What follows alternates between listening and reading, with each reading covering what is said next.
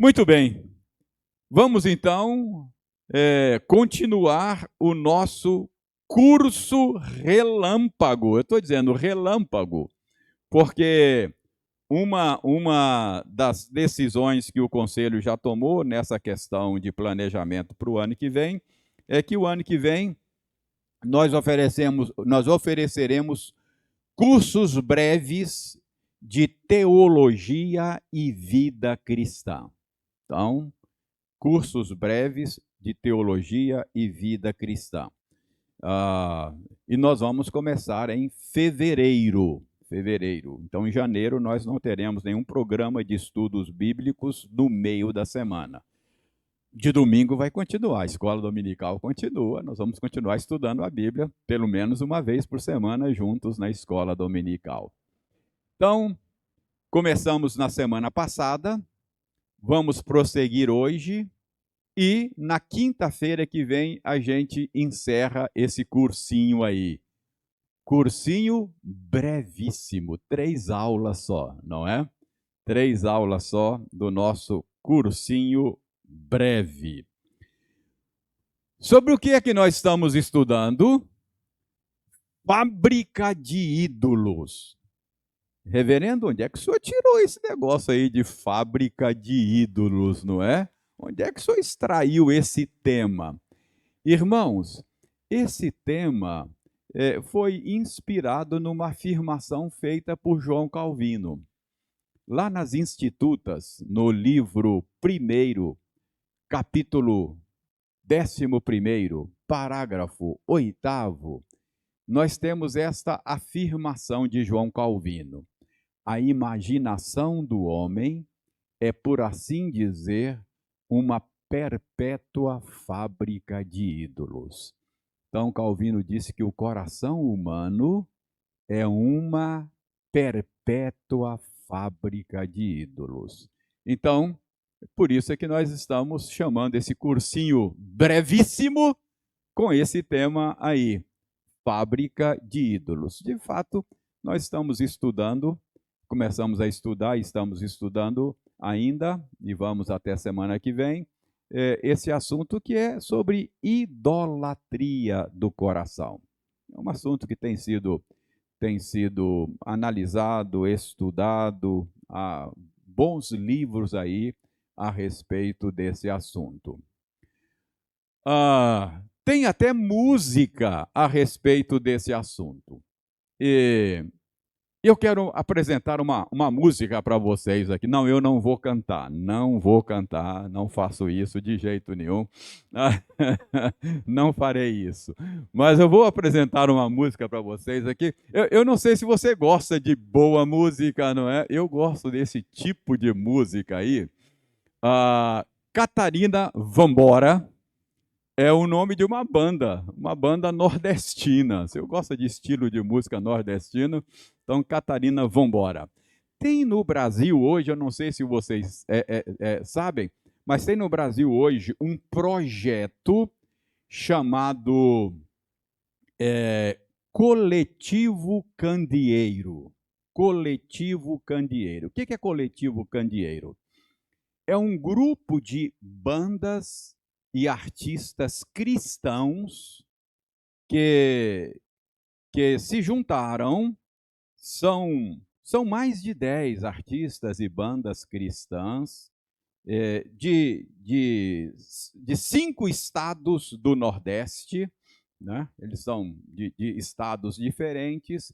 Então, eles têm um projeto de produzir boa música cristã.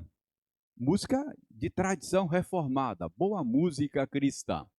Então, essa é uma música aí do Catarina Vambora. Catarina Vambora era o nome da esposa de Lutero. A esposa de Martinho Lutero chamava Catarina Vambora. E eles, então, homenageando Lutero, deram o nome da banda aí com o nome da Catarina Vambora, não é? Mas aí eu não vou cantar, eu pedi o pessoal ali para colocar para a gente ouvir. A letra está aí, você pode acompanhar, e ele fala da idolatria do coração. Solta a música, Samuel.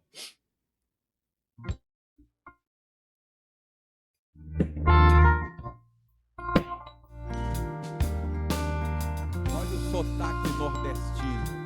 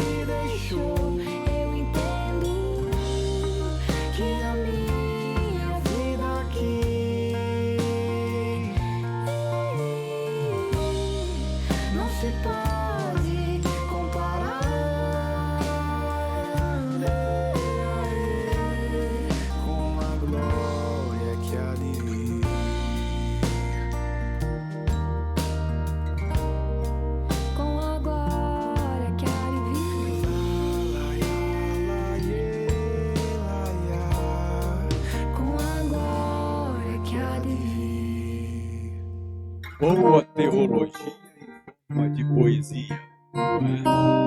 Meu coração se apressa em fabricar para si ídolos que tomem teu lugar. Mas se eu ouço o velho amigo que deixou, quem é o velho amigo que o Senhor deixou? O Espírito Santo, óbvio, né? Mas se eu ouço o velho amigo que deixou, eu entendo que a minha vida aqui não se pode comparar com a glória que há de vir, não é? Bonito, né? E o sotaque, né? O sotaque nordestino, né? Eu fico me lembrando, quando eu ouço esse sotaque, do reverendo Jailson Lima, que foi pastor dessa igreja. Na época eu era pastor no Bom Jardim. Eu ligava para a casa do reverendo Jailson, que é nordestino.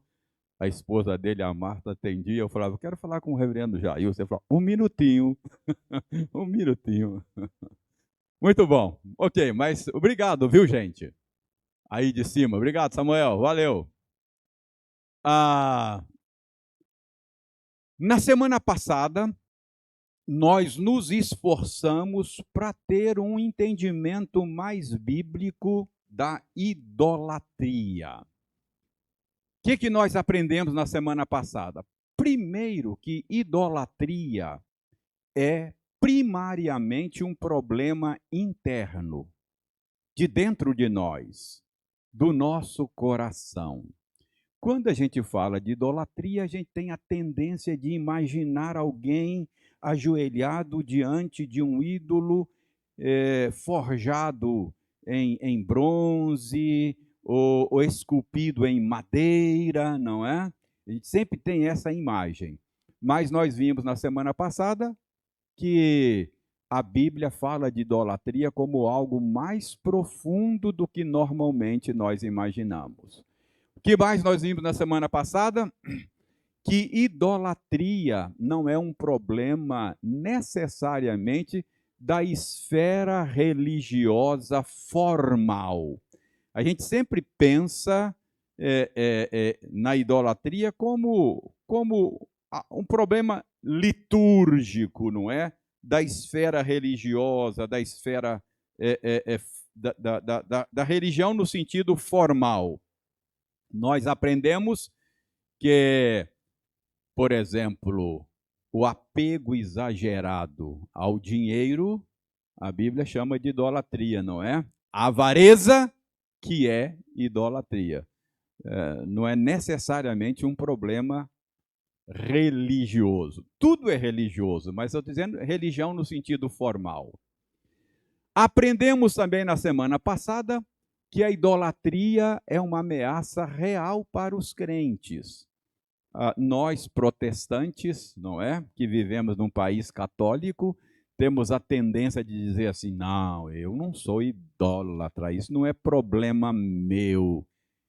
Olha, nós vemos que os apóstolos, nas suas cartas, como Pedro fala lá, fugir da idolatria, está escrevendo para gente crente. Se a Bíblia repetidas vezes adverte para o perigo da idolatria os crentes, é porque é um problema real para os crentes, não é? Então não pense que você não corra risco de se ver envolvido no processo idólatra. Vimos que idolatria significa afastamento de Deus, porque é abraçar um Deus concorrente, e Deus não aceita concorrência, não é? Amizade, o apego a um ídolo significa necessariamente o abandono do Senhor. Nós vimos que Deus, por meio do profeta Jeremias, denunciou o povo dele, dizendo: o meu povo cometeu 2 pecados. O que ele estava fazendo? Abraçaram ídolos. Mas Deus fala: deixaram a mim, fonte de água viva, e ficam cavando cisternas rotas para si. Então a idolatria tem esses 2 lados. Nós vimos na semana passada. Vimos que o risco da idolatria é que ela vai moldar a nossa vida, aquilo que controla o nosso coração vai controlar tudo mais na nossa vida. Jesus falou que onde estiver o nosso tesouro, ali estará também o nosso coração. E na semana passada, nós vimos que idolatria é um problema universal. E aí, esse último ponto, eu não fiquei satisfeito com ele, porque eu fiquei apavorado aqui na frente, o relógio estava me mandando parar, não é? O tempo já estava lá na frente, e a minha ideia era ter deixado mais claro a idolatria como um problema universal. Então, hoje, eu quero repisar um pouquinho mais essa universalidade da idolatria. Por que a idolatria é um problema de todos os homens, de todas as pessoas? Primeiro, por causa da doutrina da criação. Todos os homens foram criados por Deus à imagem de Deus. E uma implicação deste fato, desta revelação que a Bíblia faz, é que todos os seres humanos foram criados para adorar a Deus. Seres humanos são, por natureza, adoradores. A pergunta não é se a pessoa vai adorar ou não. Todo ser humano vai adorar, porque para isso ele foi criado, para isso ele foi projetado. A pergunta é o que ou a quem ele vai adorar. Então, todos nós fomos criados para adorar, portanto, nós somos, por natureza, seres religiosos. O homem é um ser, isso define o ser humano, não é? Não é difícil a gente perceber isso na nossa experiência. Em qualquer cultura, em qualquer lugar, mesmo povos primitivos que não tiveram nenhum contato com civilização nenhuma, você vai encontrar lá algum tipo de religião, de religiosidade, não é? Então, isso está nas nossas entranhas. Não tem jeito de arrancar isso da gente, não é?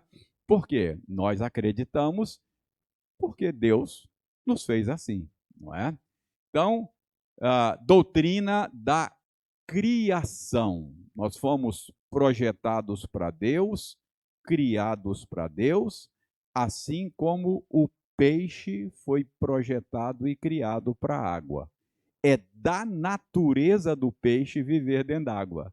É da natureza do ser humano adorar a Deus. Simples assim, não é? Mas nós sabemos pela Bíblia que houve uma queda. Então você tem a doutrina da criação, mas você tem também a doutrina da queda. Nós sabemos pela Bíblia, capítulo 3 de Gênesis, que embora os seres humanos tenham sido criados assim, como adoradores do Deus Altíssimo, eles viraram as costas para Deus.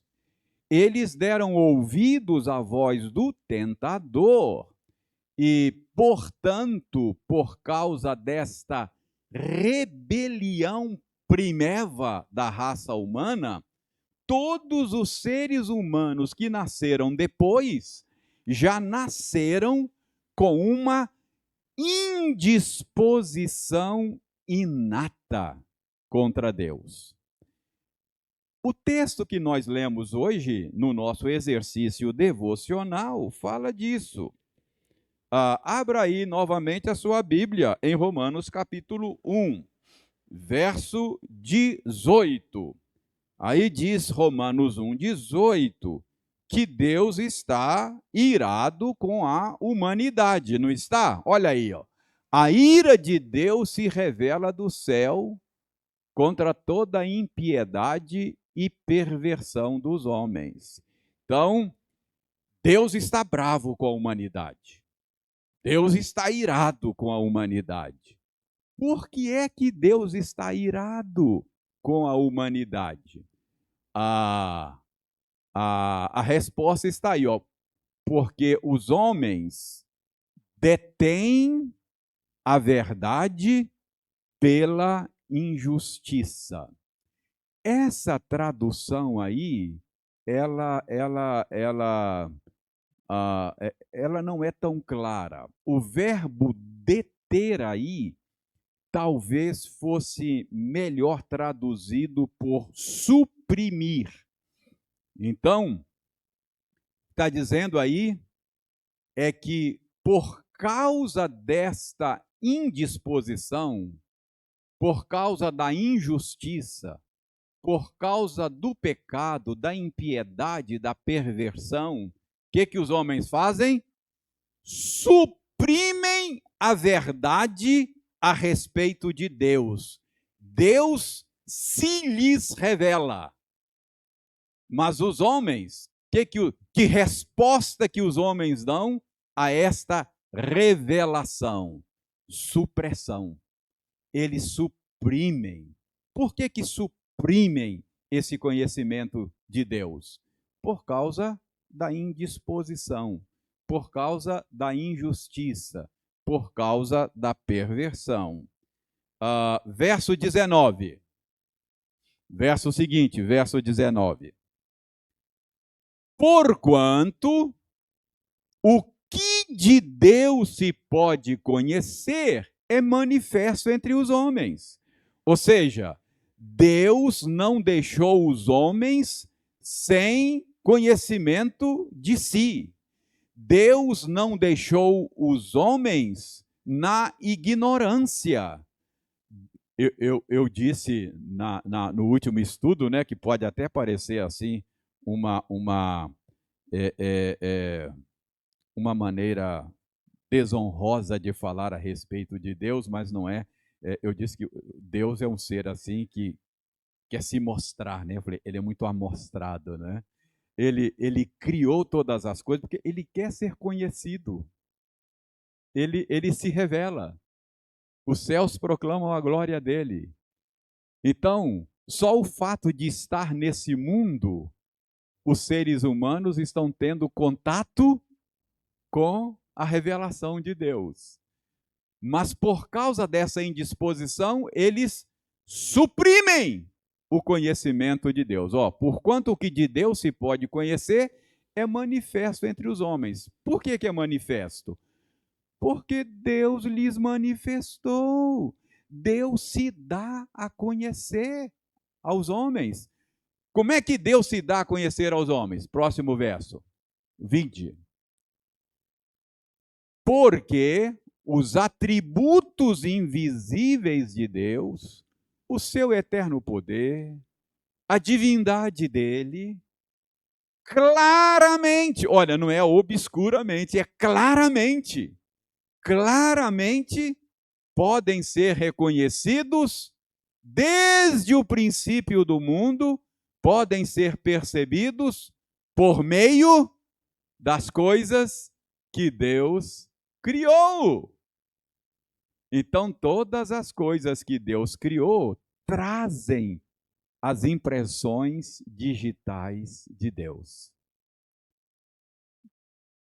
E das criaturas de Deus, qual é a criatura que mais claramente, mais nitidamente revela quem Deus é? Os seres humanos. Os próprios seres humanos são revelação de Deus. Então, Deus se dá a conhecer por meio das coisas que foram criadas. Tais homens, portanto, são indesculpáveis. Ninguém pode alegar ignorância. Ninguém pode dizer, eu não tive evidências suficientes. Ninguém. As evidências estão aí. Os homens são indesculpáveis, não tem desculpa. O problema não é meramente cognitivo. O problema é moral. O problema é que há uma indisposição, é espiritual. É espiritual, é uma indisposição mesmo. Não é falta de informações a respeito. Próximo verso. Porquanto, preste bem atenção, porquanto, tendo conhecimento de Deus, eles não glorificaram como Deus. O que Deus esperava ao se dar a conhecer? Que tipo de resposta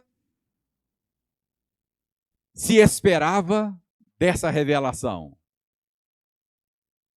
Gratidão e adoração, não é? Era reconhecer Deus, dar graças, glorificá-los. Mas, embora tenham esse conhecimento, por causa da indisposição, eles não glorificam Deus como Deus, não lhe dão graças. Olha, toda boa dádiva, toda coisa boa que a gente vê aqui, nesse mundo, desfruta, contempla, é uma revelação de Deus, não é? A gente desfruta disso e não dá graça. Antes, se tornaram nulos em seus próprios raciocínios, obscurecendo-se-lhes o coração insensato. Próximo verso. Inculcando-se por sábios, tornaram-se loucos. Por causa dessa indisposição, os seres humanos preferem arrumar narrativas outras para explicar o mundo sem Deus. Não é? É a ciência, não é verdade? Porque são indispostos, inculcando-se por sábios, preferem explicar o mundo, por exemplo, com tempo e acaso. Tempo e acaso explica o universo. Tempo e acaso gera ordem. Percebe? Inculcando-se por sábio, tornaram-se loucos. Arruma cada narrativa para explicar a coisa que tem que ser muito crente para aceitar, né? Então, é como diz um livro, eu não tenho fé suficiente para ser ateu. Eu não tenho fé suficiente para ser ateu. Então, inculcando-se por sábios, tornaram-se loucos. Continua? E mudaram a glória do Deus incorruptível em semelhança da imagem de homem corruptível, bem como de aves, quadrúpedes e répteis. Então, acabam sendo levados à idolatria. Paulo está pensando aqui nos pagãos ignorantes, não é? No paganismo antigo. Continue lendo.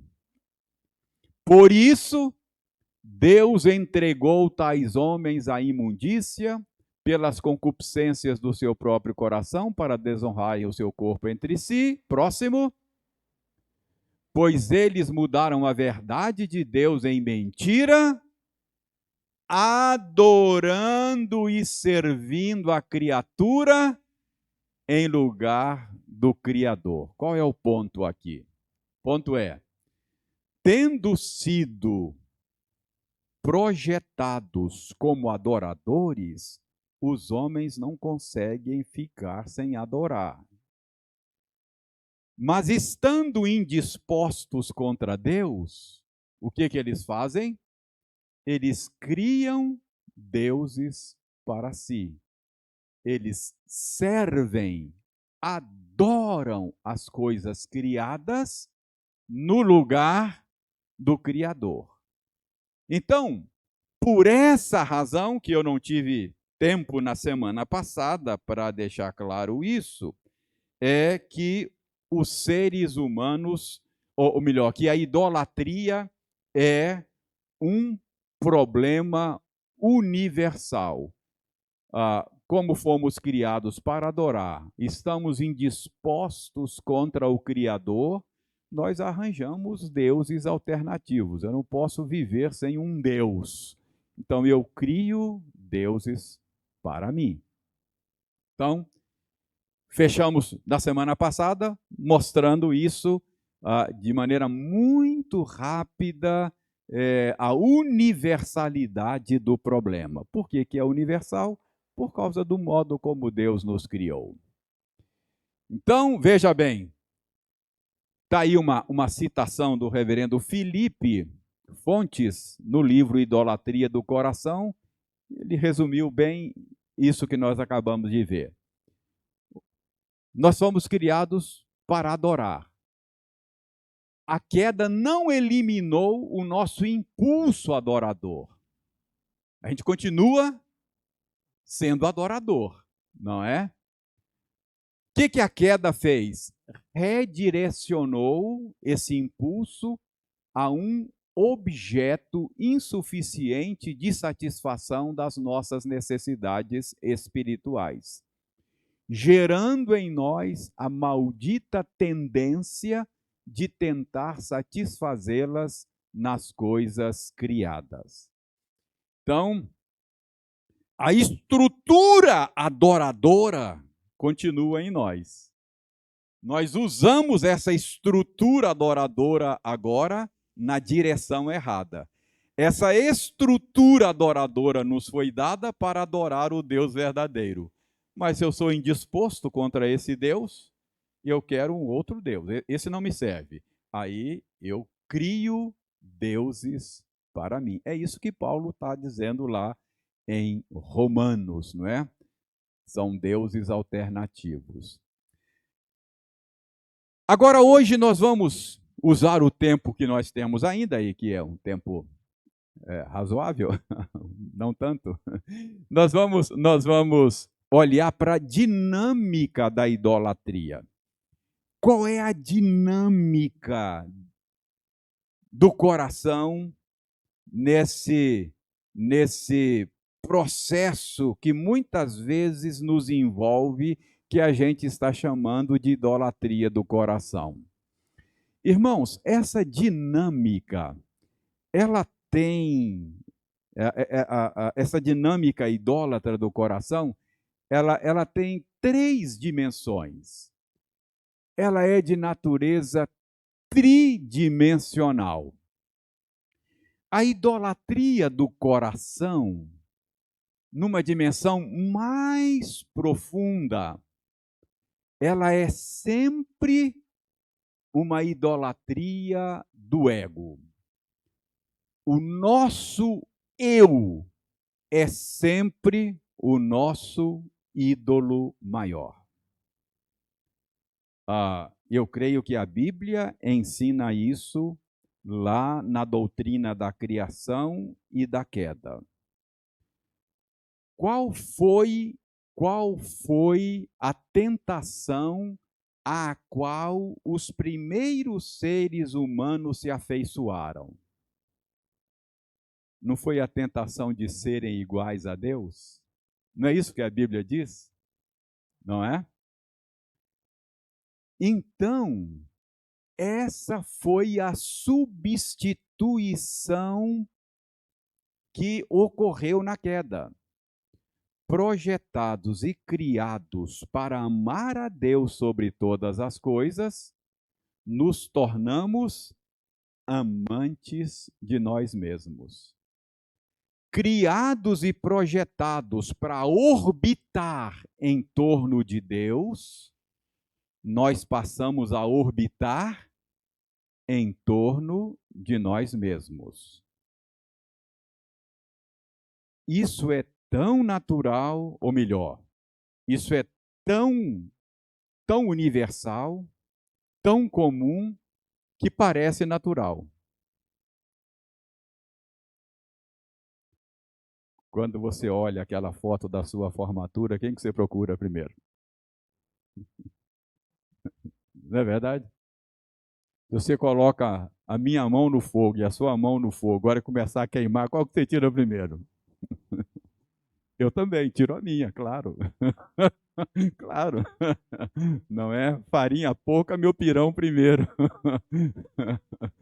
É. Mesmo os atos de altruísmo mais belos, não é? Em última instância, a gente está orbitando em torno da gente mesmo, né? Uma mãe é capaz de dar vida pelo seu filho, não é? Filho dela, né?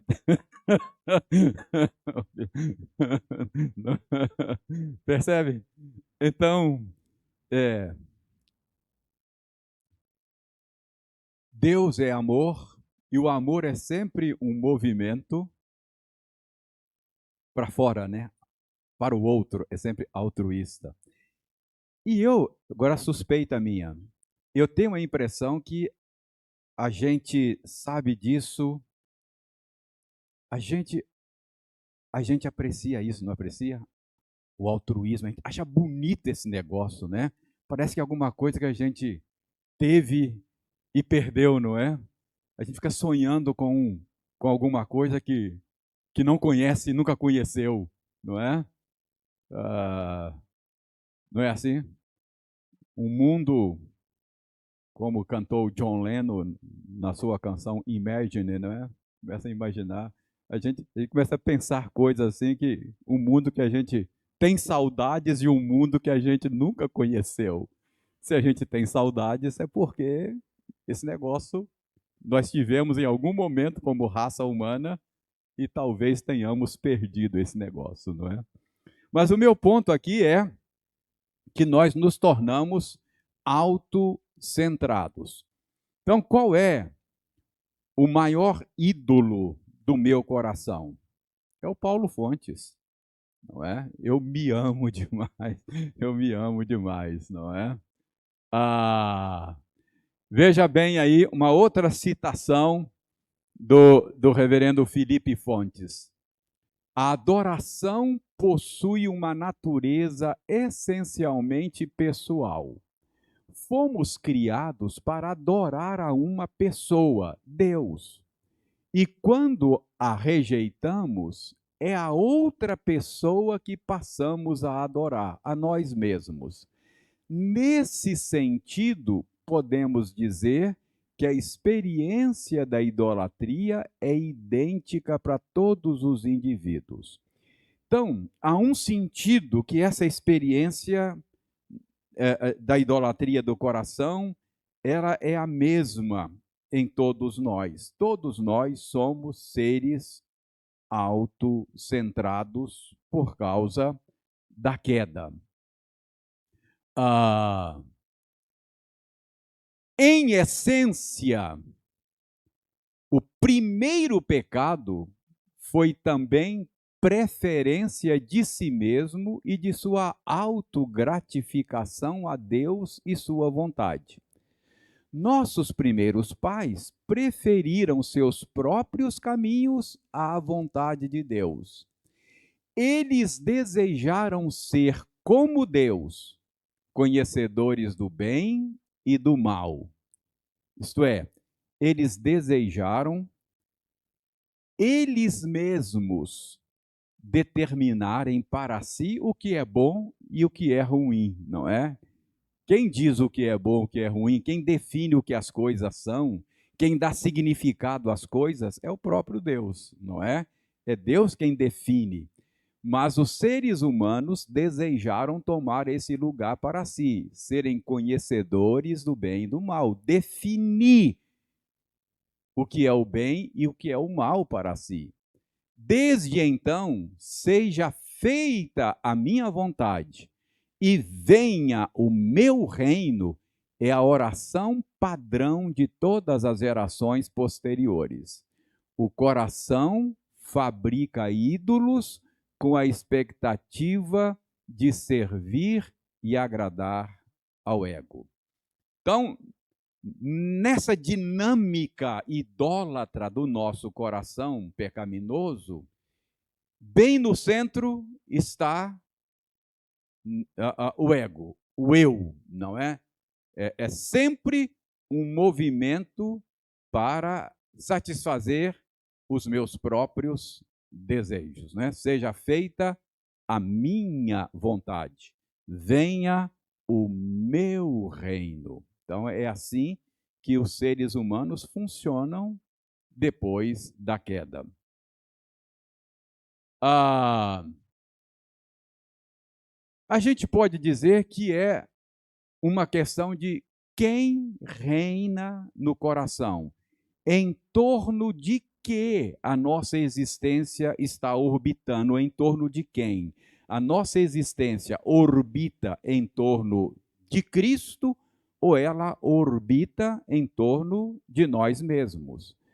Agostinho é que dizia que só tem dois jeitos de você viver no mundo. Ou você vive para Deus, ou vive para si mesmo, não é? Ou você ama a Deus sobre todas as coisas, ou você ama a si mesmo sobre todas as coisas. Então, veja bem, é uma questão de quem reina no coração. Ou é o reino do eu, ou é o reino de Cristo, não é? É exatamente isso que acontece na regeneração. O ego é destronado e Cristo é entronizado. Não é isso que Paulo disse? Epa, o negócio deu tilt aqui. Alguém leia para nós, segundo aos Coríntios, capítulo 5, versos 14, 15 e 17. Está aí, ó. Pois o amor de Cristo nos constrange, julgando isso. Um morreu por todos, logo todos morreram. E ele morreu por todos, para que os que vivem não vivam mais para si mesmos, mas para aquele que por eles morreu e ressuscitou.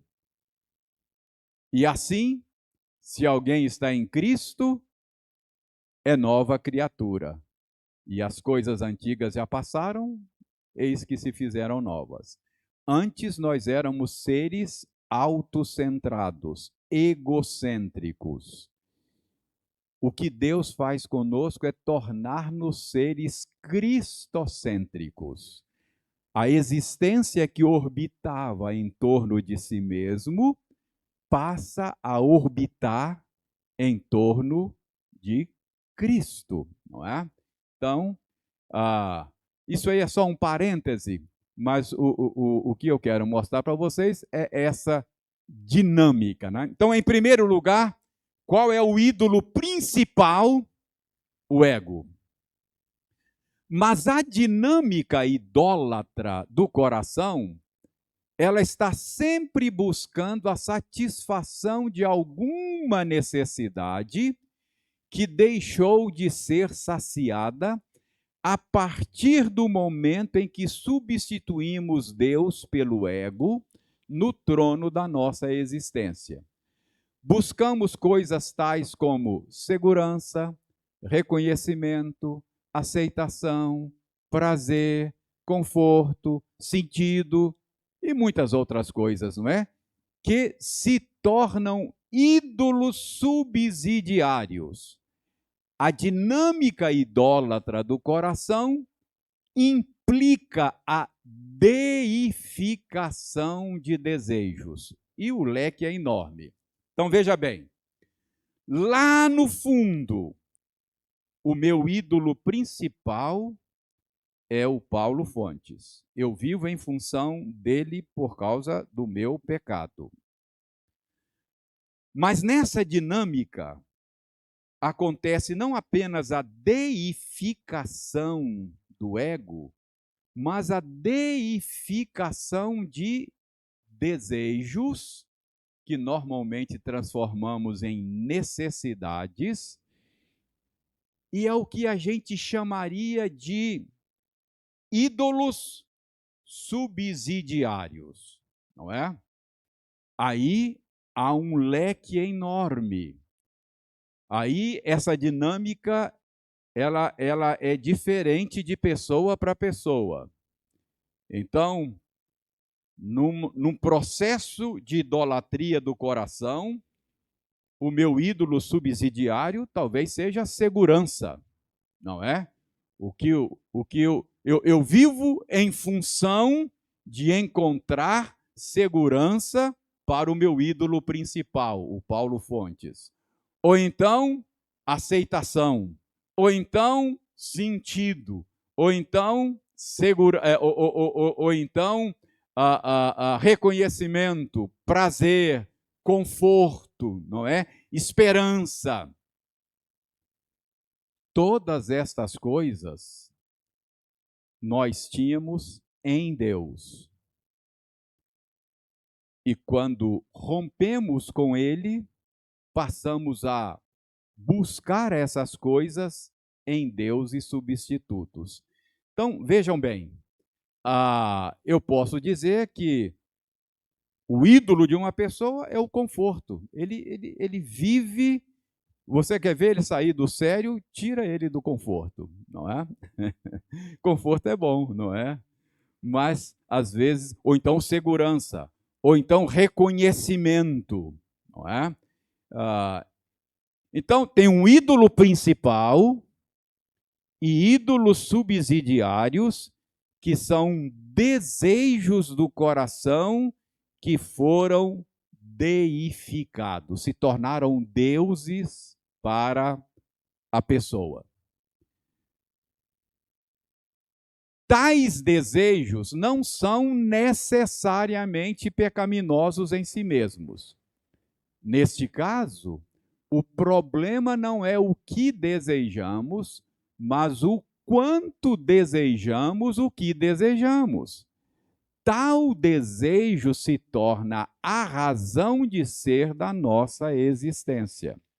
Muitas vezes o desejo idólatra pode ser um desejo legítimo. Não é verdade? Um jovem que tem o desejo de se casar e constituir uma família está desejando algo legítimo, algo santo. Mas um desejo legítimo pode se tornar um desejo idólatra. Se Deus me der um cônjuge, tudo bem. Agora, se Ele não der, eu dou o meu jeito. Percebe? Então, é um desejo legítimo que se tornou um desejo idólatra. Veja bem, um exemplo bíblico disso. Gênesis 31. Vendo Raquel que não dava filhos a Jacó, teve ciúmes de sua irmã e disse a Jacó: dá-me filhos, senão morrerei. Pensem comigo. Vocês sabem dessa história de Raquel e Lia, que viviam um casamento polígamo, não é? E isso gerava uma concorrência, uma disputa entre as irmãs. Raquel estéril, não tinha filhos, numa cultura em que isso era uma desonra enorme, e a irmã ficava zombando dela, né? Com a madre fechada, não é? Um desejo legítimo tomou conta do coração de Raquel a ponto dela dizer: ou eu tenho filhos ou eu não quero viver mais. A minha vida perdeu todo o sentido, todo o significado. Percebe? O que Jesus disse para Paulo, poderia ter dito, o Senhor poderia ter dito para Raquel, né? A minha graça te basta. Filhos é uma bênção. É uma experiência muito rica, muito boa. Mas não pode ser o seu Deus. Percebe? Então, esse é o ponto aí. Então, como é que é essa dinâmica?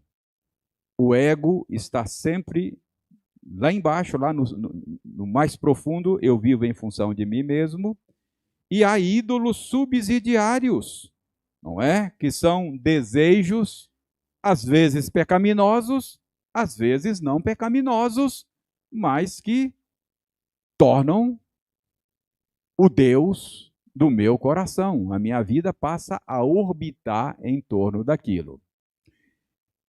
Eu acho que um cara que explicou isso assim, essa dinâmica, eu gosto desse sujeito aí. Ele é Larry Crabb. Morreu agora, recentemente. Deixa eu ver a data. 2021. Nasceu em 44, morreu em 21, com 77 anos. Morreu recentemente. É um psicólogo cristão, Larry Crabb. Eu gosto dele porque ele é psicólogo de formação, mas é teólogo por intuição. Ele usa categorias bíblicas, não é? E eu gosto disso nele.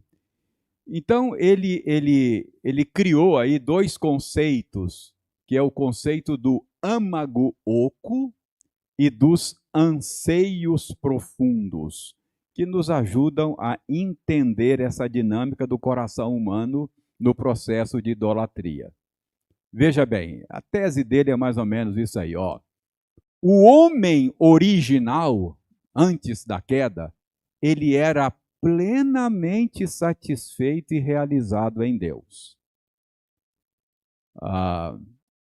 Com a queda, ele perdeu a capacidade de funcionar como foi projetado para funcionar.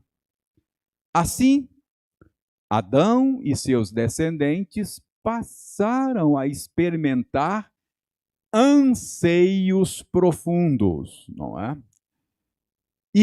E esses anseios são anseios que clamam hoje desesperadamente para serem satisfeitos. Desesperadamente. Por quê? Uma vez que o pecado nos separou de Deus, a fonte de satisfação desses desejos nós nos tornamos seres sedentos. O salmista fala, né? Minha alma tem sede de Deus. Agrada-te do Senhor e Ele satisfará. Ou seja, o dia que você beber na fonte certa, você vai ter um coração satisfeito. Tenha filhos, não tenha filhos. Tenha saúde, não tenha saúde. Seja reconhecido ou seja desprezado. Aprendi a viver contente em toda e qualquer situação. Porque estou bebendo na fonte certa. Mas preste bem atenção. Então, o Larry Crabb, trabalhando aí com a doutrina da criação e da queda, ele diz que o homem original, ele era perfeitamente satisfeito em Deus. Mas a ruptura causada pelo pecado fez dele um ser sedento, tem anseios profundos e esses anseios clamam desesperadamente por serem satisfeitos, não é? Por exemplo, o anseio de significado. Você tem que ter razão para sair da cama de manhã, né? Não é assim? Se você não tem sentido, não tem razão, não tem significado, você não consegue viver assim, não é? Então, esses anseios, eles clamam por serem satisfeitos. O homem caído é um homem sedento. Ele possui o âmago oco, não é? É aquilo que alguns dizem, né? Há dentro de nós um vazio que só pode ser preenchido por Deus. Há dentro de todos nós um vazio do tamanho de Deus. A gente até tenta preencher isso com deuses substitutos, mas é como beber água do mar, não é? Quanto mais bebe, mais sede tem, não é? Agostinho, na sua autobiografia, As Confissões de Santo Agostinho, tem uma oração que captou o meu coração, sabe? A oração de Agostinho é: Senhor, nós viemos de ti e a nossa alma não encontra descanso, senão em ti somente. Então, essa oração de Agostinho captou meu coração. É isso que o Larry Crabb está colocando aí. Então, a nossa natureza anseia pelo tipo de vida que fomos destinados a viver na criação e perdemos na queda. Buscamos plenitude afetiva e significado duradouro. Então, acho que ele nos ajuda a entender. Então, desejos não satisfeitos se tornam desejos idólatras, não é? E para terminar aqui, além da deificação do ego, além da deificação dos desejos do coração, a dinâmica da idolatria envolve ainda a deificação de coisas ou pessoas que supostamente poderiam satisfazer o desejo idólatra do coração. Tais coisas, ou mesmo pessoas, são chamadas de ídolos funcionais. Tem um ídolo principal, ídolos subsidiários, desejos, e o ídolo funcional. Paulo Fontes precisa se sentir seguro. Ele estava perfeitamente seguro em Deus, lá em Adão. Perdeu isso. Ele precisa de segurança. Então, Paulo Fontes é o ídolo primário, segurança é o ídolo subsidiário, e eu preciso arrumar um ídolo funcional para fazer a vida funcionar sem Deus.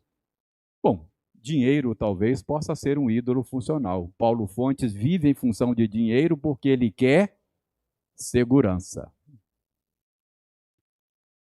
Uma outra pessoa pode estar numa outra dinâmica. Talvez, como Paulo Fontes, ele tem a idolatria da avareza. Mas o ídolo subsidiário dele não é segurança, o ídolo é reconhecimento. Ou seja, o dinheiro dá posição na sociedade, ele participa, ele gosta de ser reconhecido. O problema dele, o ídolo dele não é a segurança, é o reconhecimento que ele está. Percebe a dinâmica do coração? Você está envolvido muitas vezes numa dinâmica assim. Vamos parar aqui porque já passou do tempo. Se vocês me deixam falando. A gente volta na semana que vem e a gente retoma onde paramos aí. Eu espero que a gente encerre como diagnosticar e lidar com a idolatria do coração na semana que vem.